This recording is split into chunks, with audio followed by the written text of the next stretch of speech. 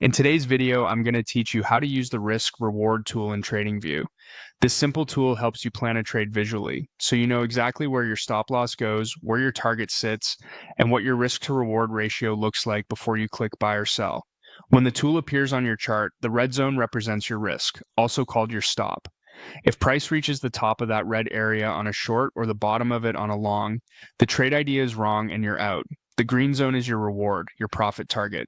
Together, they show the ratio between what you're willing to risk and what you aim to make. To map out a short trade, go to the toolbar on the left and click Short Position. Your cursor becomes the tool. Click once on the chart at the approximate entry price you're considering.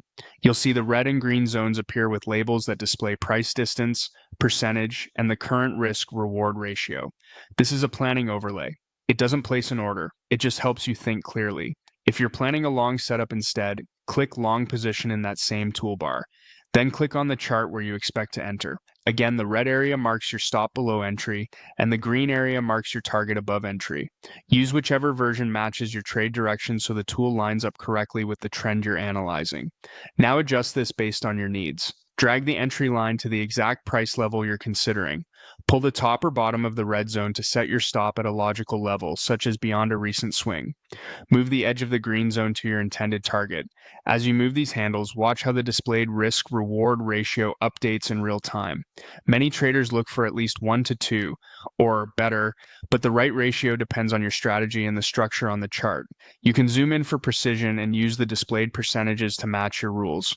If you work with ranges or round numbers, drag until the label shows the exact values you want. Take a moment to sanity check what you've drawn. The stop should sit where, if hit, the trade idea is invalidated. The target should be realistic given nearby support or resistance. Once the zones reflect your plan, you're ready to proceed with your trading platform using the levels you've defined.